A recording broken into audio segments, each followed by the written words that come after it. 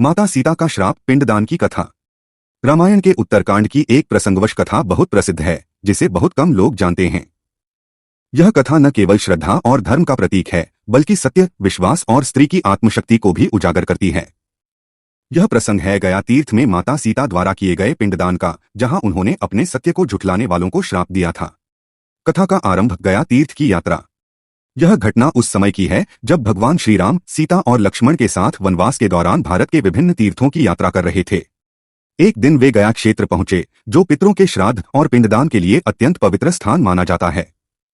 वहां पहुंचकर श्री राम ने पितरों का पिंडदान करने का निश्चय किया, किंतु तभी उन्हें राज्य से कोई अत्यावश्यक कार्य हेतु लौटना पड़ा और उन्होंने माता सीता से कहा, प्रिय, मैं पिंडदान की सारी सामग्री यहाँ छोड़ रहा हूँ। तुम मेरे पूर्वजों का पिंडदान करना, मैं शीघ्र लौट आऊंगा। माता सीता ने मर्यादा पालन करते हुए पति का आदेश स्वीकार किया।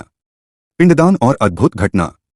सीता जी ने फल्गु नदी के तट पर जाकर विधिपूर्वक पिंडदान करना आरंभ किया।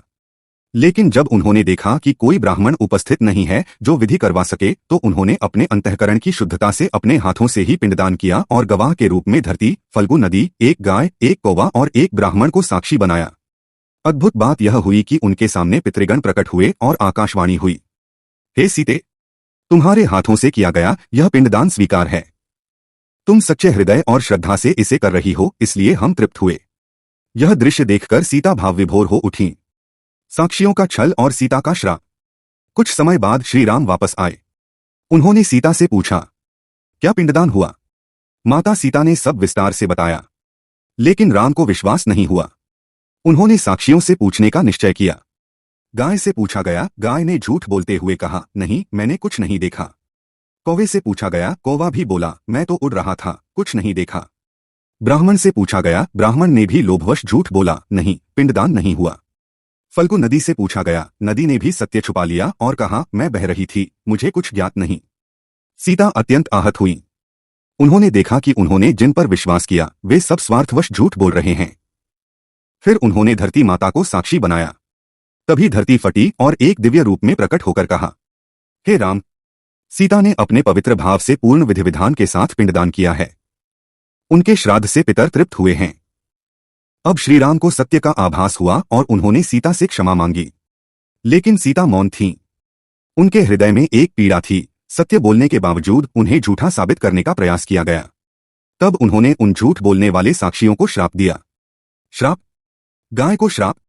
सीता ने कहा, हे गौ, तू पवित्र और पूज्य है, लेकिन तूने आज सत्य का साथ नहीं दिया। इसलिए भविष्य में तुझे पूज्य माना जाएगा, लेकिन तेरी पीठ पर कभी कोई पूजा नहीं होगी। पूजा केवल तेरे मुख की होगी। कौवा को श्राप, हे कौवे, तूने भी झूठ बोला। अब तू सदा अशुभ माना जाएगा। तुझे देखकर मनुष्य अपशगुन समझेंगे। तुझे कभी पूजा नहीं जाएगी। ब्राह्मण को श्राप, हे ब्राह्मण, तूने धर्म का मार्ग त्याग कर लोभवश झूठ बोला। इसलिए युगों तक तुझसे धर्म की परीक्षा ली जाएगी। तेरे आचरण पर प्रश्न उठाए जाएंगे।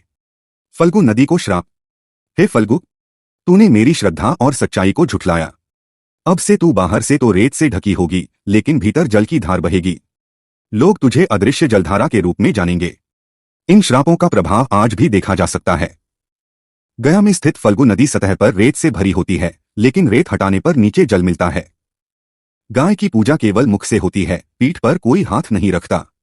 कौवे को आज भी अशुभ माना जाता है और ब्राह्मणों को सत्य और आचरण की कसौटी पर कसा जाता है। नैतिक सार।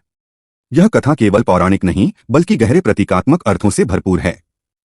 माता सीता के श्राप इस बात का प्रतीक हैं कि जब कोई सच्चा और निस्वार्थ व्यक्ति अन्याय सहता है, तो उसकी वेदना ब्रह्मांड में प्रतिध्वनि बनकर गूंजती है। और जब सत्य को झुठलाने वाले समाज के अंग बन जाते हैं, तो उस समाज को चेतावनी दी जाती है, चाहे वह गाय हो, ब्राह्मण हो या नदी, यदि वे सत्य की हत्या में भागीदार बने तो वे भी दंड के पात्र होंगे। माता सीता का यह श्राप स्त्री के आत्मसम्मान, श्रद्धा और संकल्प का प्रतीक बन गया। यह दर्शाता है कि एक स्त्री जब सत्य के मार्ग पर अडिग रहती है, तो संपूर्ण प्रकृति भी उसके निर्णय का आदर करती है।